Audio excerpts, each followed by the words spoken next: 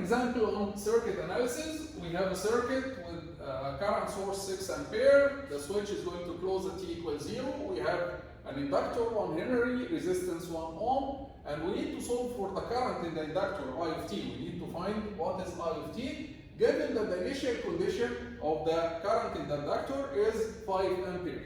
So we are going to use the circuit modeling, and then we are going to solve the same problem using differential equation and compare the two solutions. So we remember that the model of an inductor can be modeled as a resistance of SL plus a voltage source Li of 0, and the voltage source is in this direction, opposite to the voltage of the inductor, okay? Or in the same direction as you see of the current.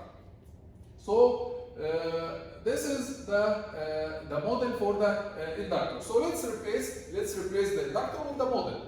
First, the current source in the S domain, we are going to convert the circuit to the S domain now. So the current source in the S domain, this is 6 unit steps, so it will be 6 over S. And then we replace the inductor with a circuit element SL, and then a voltage source like this. If this is I of S, this is the current I of S, then the voltage source will be in this direction, and its value is Li of 0, Li of 0 plus, okay, and then we have a resistance of 1 ohm, and this is now our circuit in the S domain.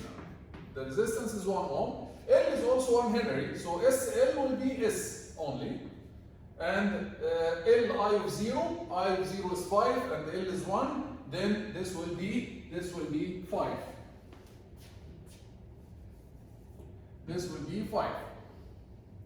Okay? And then we solve this circuit using any technique that you learned in the circuit analysis, any regular technique, using the node analysis, using Kirchhoff current law, voltage law, current divider, voltage divider, any technique that you learn, you can use in order to solve this circuit. You can also combine the resistance here and the current source and change them into a voltage source in series with a resistance. And this is maybe the easiest way to do is the resistance and the current source, they are in parallel, so we can plot this circuit like this first to make it easy for you. I'm going to plot this circuit like this.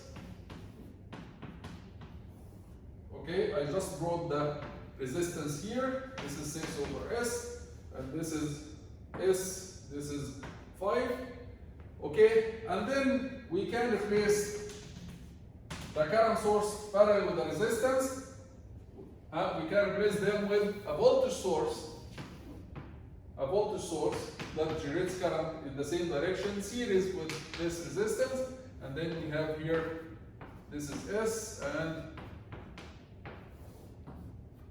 5, this is 6 over S, 6 over S around the voltage source. The voltage source will be the current multiplied by the resistance, which is 6 over S, and the resistance will be the same, 1 ohm. So this is conversion from current source parallel with the resistance into a voltage source in series with a resistance.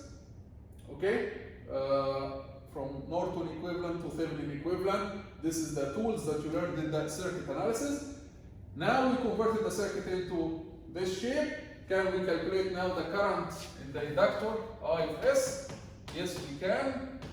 I of S will be this voltage source plus this divided over the two circuit elements. So 6 over S plus 5 divided over 1 plus S. If we multiply S up and down, this will give us 6 plus 5S divided over S1 plus S. Now, we are ready to do partial fractions. In order to do inverse Laplace transform, we have to do partial fractions. So we have to write this as S and 1 plus S with a constant A here and constant B here. The constant, in order to get the constant over the S, we remove the S here and put S equals 0. Okay, so this will give us 6. In order to calculate the constant here, you remove 1 plus S and put S equals minus 1. So it will be 6 minus 5, 1 over minus 1. It's going to give you negative 1. Once we have this ready, we can calculate now I of t.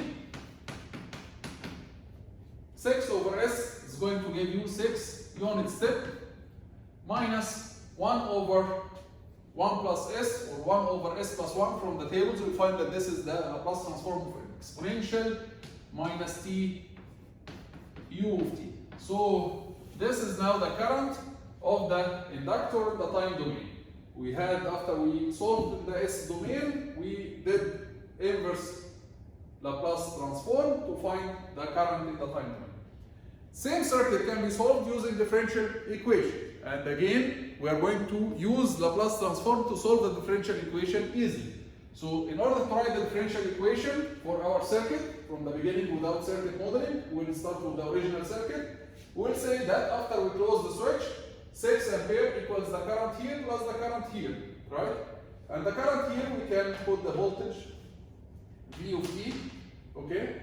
So we can say that the method number 2, using differential equation, the current 6 equals the current I of t in the inductor. This is what we want to find, plus the current in the resistance. The current in the resistance equals the voltage over R. But the voltage of the resistor is the same as the voltage of the inductor, which can be written as L di by dt. L di by dt divided over R. Here, for simplicity, we take L and R, both of them 1 Henry and 1 ohm, so it will be 1, and the differential equation will be di of t by dt, because L and R, both of them are 1. Now, let's take, in order to solve this differential equation, we are going to use Laplace transform as a tool to simplify the solution of this differential equation.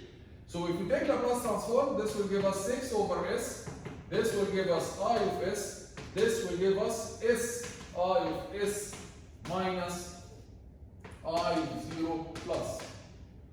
Right? And I of 0 plus is given to be 5 ampere. So I of 0 plus is 5.